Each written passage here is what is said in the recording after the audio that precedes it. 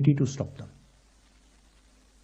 I'd like to say one last thing, that do not think that we are fighting a fair fight.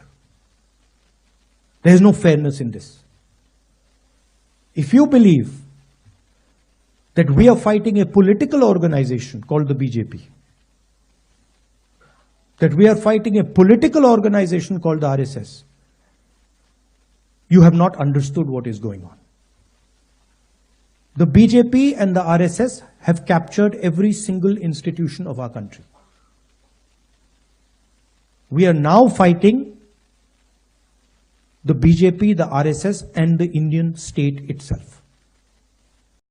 और इस बयान के बाद शायद अरविंद केजरीवाल भी यही सोच रहे होंगे कि हमने जो किया, राहुल गांधी को किनारा किया दिल्ली में, महागठबंधन को छोड़ा, वो अच्छा किया।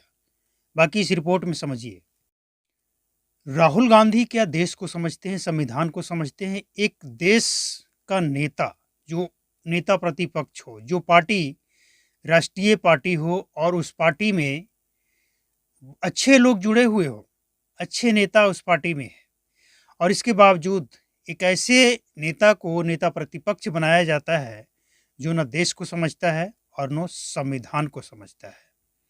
ऐसे नेता को क्या कहेंगे? क्या ये जानबूझकर दिया गया बयान नहीं है? क्या ये दिल से निकला हुआ बयान नहीं है? अरे आरएसएस क्या कह रहा है?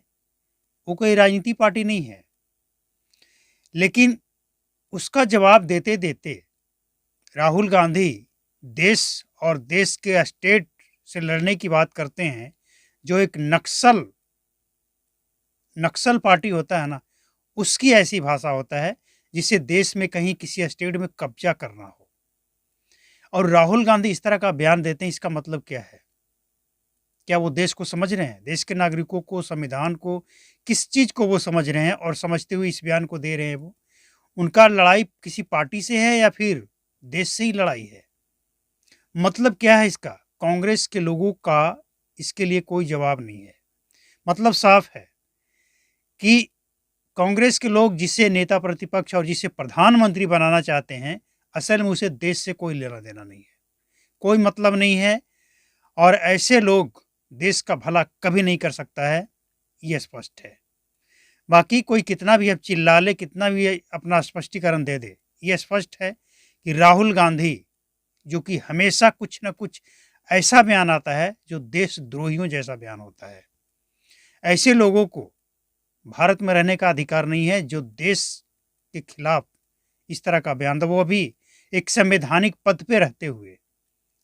अरे कोई और नेता बयान दे दिया होता तो कांग्रेस ये कह सकता था कि ये पार्टी का लाइन नहीं है, पार्टी का सोच नहीं है, लेकिन नेता प्रतिपक्ष और वो पार्टी जिस पार्टी के कई प्रधानमंत्री इस देश के लिए शहीद हो गए, ऐसे पार्टी के प्रधानमंत्री के खानदान का अगर कोई नेता इस तरह की बात कहे तो इसका मतलब स्पष्ट है कि उस नेता को देश से कोई लेना देना नहीं है। बस जो जी में आएगा, जब जी में आएगा, जैसे जी में आएगा बोलेगा, और कोई मतलब ही नहीं है, देश से कोई मतलब नहीं, ये तो स्पष्ट है।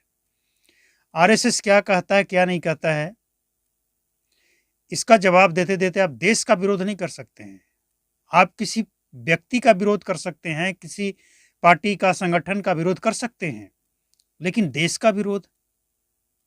तो फिर जब देश से ही आपको लड़ना है, मतलब पूरे देशवासियों से लड़ना है, तो लड़िए, हम लोग भी तैयार हैं लड़ने के लिए।